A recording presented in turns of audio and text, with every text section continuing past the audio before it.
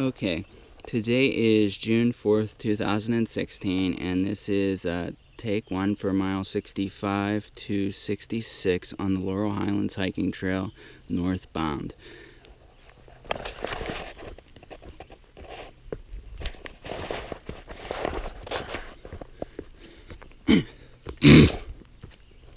So I'm ascending a hill right now.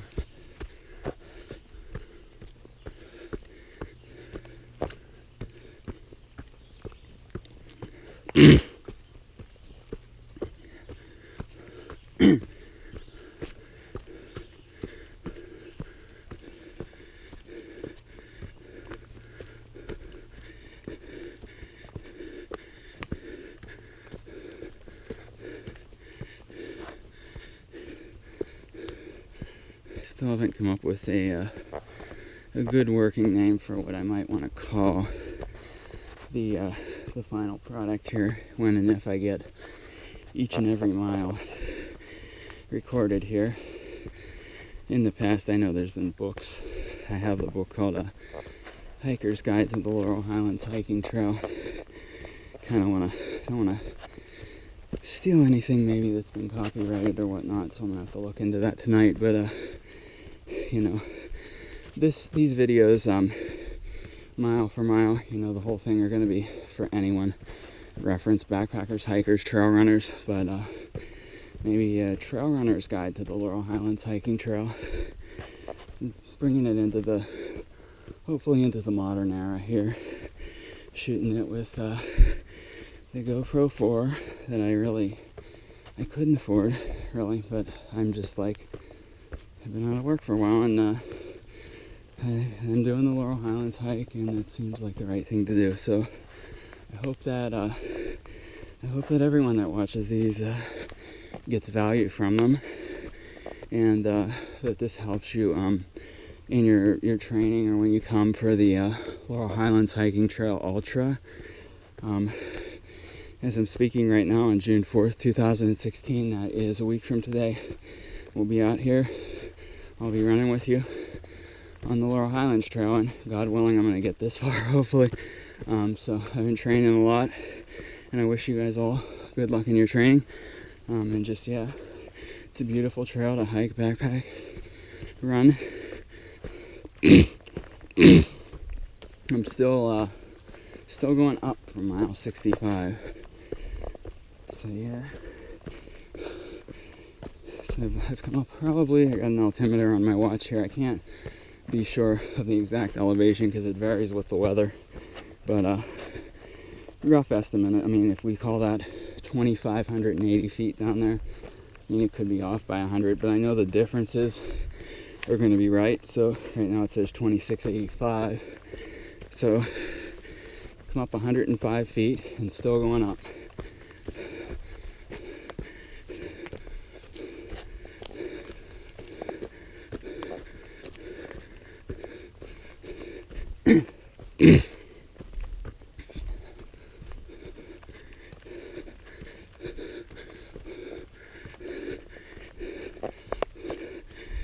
Each and every mile, to make these videos, I hike at least twice, because you gotta hike out to some of the more remote miles to start hiking back the other way to get them in the right way that they're going to be on the Laurel Highlands Hiking Trail Ultra. So I want to get them from north to south. So I started up at Seward, the finish line, mile 70.5, just off Route 56, about 7 miles north of Johnstown, PA, and got about 5 miles down to 65 to start back.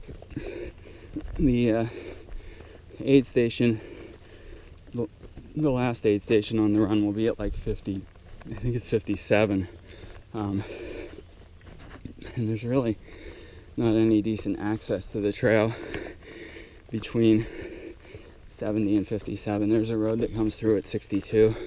It goes a little over a mile, and I don't know how to get there. So when I do get to the part where I get the miles for 57 through, 65, I'll probably start at that aid station area. I think it's off 271 and go north and then come back. I may only get 5 of these out before the ultra for 2016. I hope to have all 70 of these out if they're well received and useful to people by long before the ultra in 2017. This idea kind of came to me when I've been doing some training runs with my friend Vince, who I met. He was working one of the aid stations last year, and I got some videos because I got this camera, and I'm just like, oh, I gotta video everything, and put them up on YouTube. And I got a comment, you know, like, oh, we want to see more of the trail, like the time-lapse sections are not, you know, adequate. Like, I did them because I thought they might be cute or funny or I don't know, interesting to watch. But in reality, what the time-lapse does is it speeds everything up 15 times, and on a trail like this, it just looks, it's an unintelligible blur. So, as a temporary fix, I slowed down some of those time-lapse sections 8 times, but since there's only 2 frames a second on there, it looks very, very weird, like the trail's breathing, like things are popping in and out of existence. So definitely I wanted to, you know, improve on that. I don't want to put, you know, mediocre stuff out there. So I'm doing this at 4K, which is the highest definition this camera offers. I know there is there's talk that when GoPro makes the number 5, there might be 8K.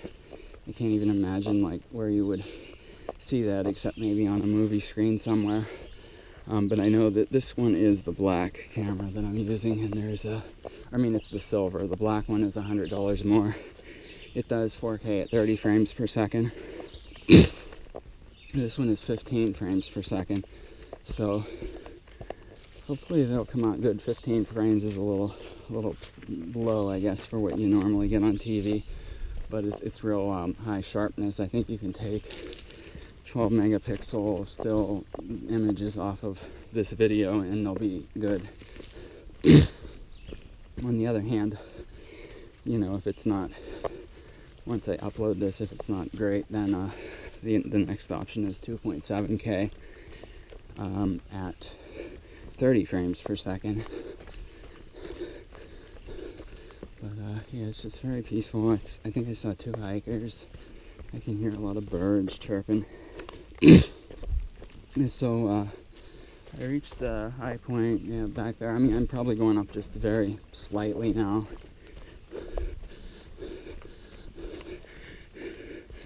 There's all yellow blazes here everywhere.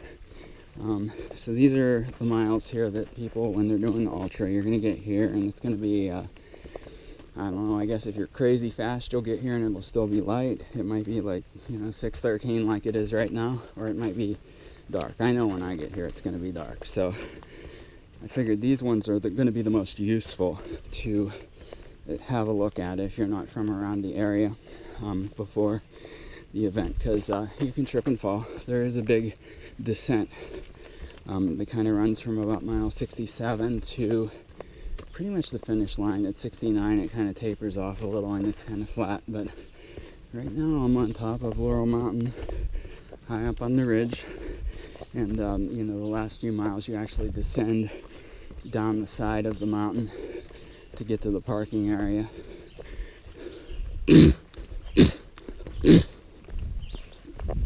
But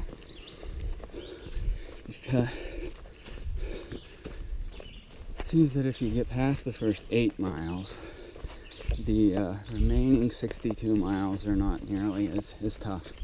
It's actually quite a challenge getting 5 miles back going south from the north trailhead, because you're going up not quite as much, but almost as much as you do from Ohio Pile to mile 8, but there's not all that up and down, so you just kind of go straight up, and once you're up, you're up. Whereas the first 8 miles, you will go up quite a bit, maybe 1,000 feet, and then you'll descend into a valley, probably a stream or a creek down there. I mean, it's a good 500, 600, 800 feet down, and then you go back up again, and I think you might even go down again, or maybe you go up, way up to almost 3,000 feet then. But yeah, there's a lot of elevation gain and elevation change in those first 8 miles.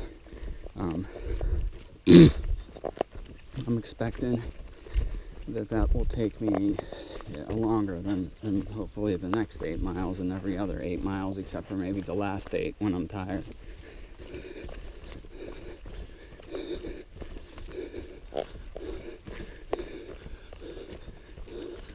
But I try to be quiet sometimes so you can hear like the birds and just the ambiance, and I want to tell you what I can too, because I've hiked this entire trail, hiked it or trail run it, I think 2 or 3 times now straight through, pretty much in both directions. I did the 50K 2 years ago back in 2016, and last year I attempted the 70.5 mile ultra, got to mile 39, and it had so much chafing that I was slowing down and didn't make the cutoffs, and they said, well, you should not continue. So I'm hoping to take care of that this year and not have chafing issues. There's a lot of different things that can come up, and it seems like every time I have some kind of DNF, which doesn't happen a lot, but it's something different. I mean, I've had deals where it's been dehydration. This trail's a little wider here. It varies from being, maybe 6 or 7 feet wide in some areas where I think it may have been a road at one point to just single track, 2 to 4 foot width. It's a little narrower now here.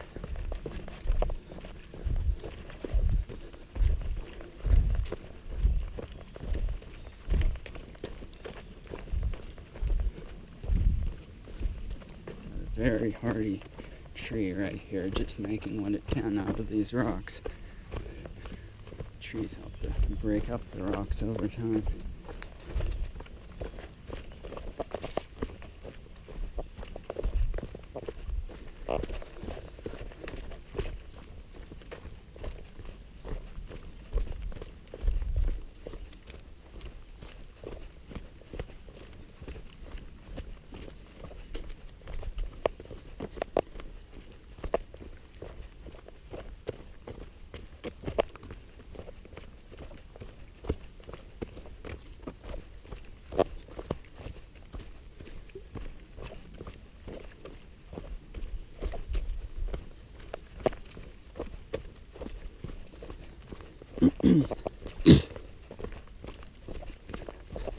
Really going down now.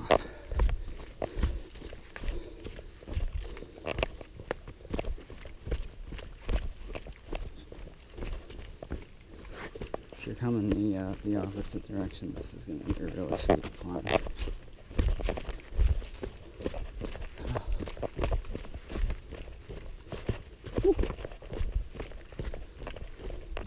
Hiking stick.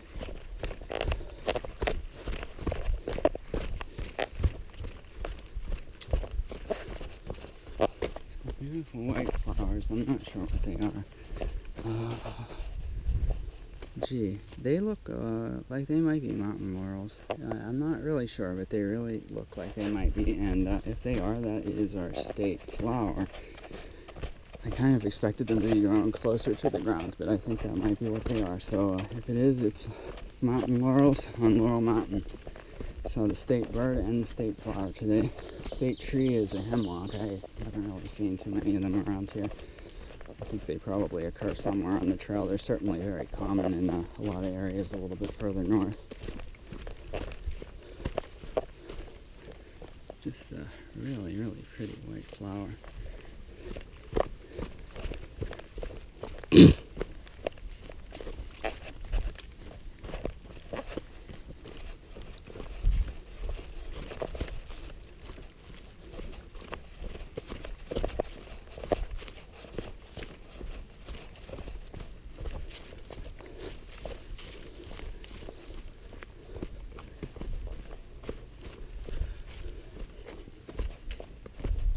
It's June 4th, so if you're looking to see these flowers, yeah, this is probably a good time.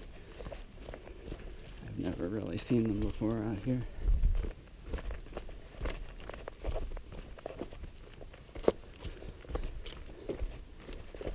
Year is 2016.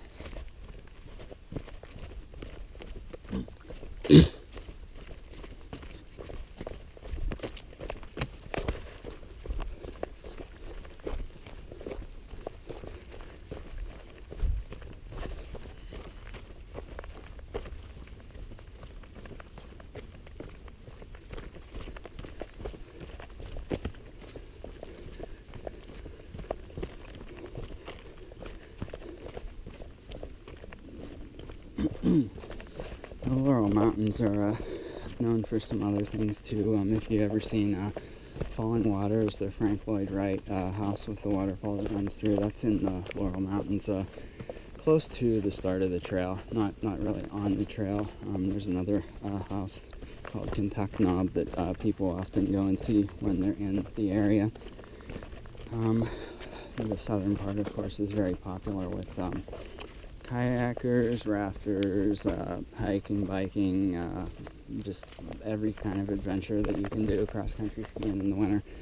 High Opal's a big mecca for all sorts of different things. Very well-used park, state park.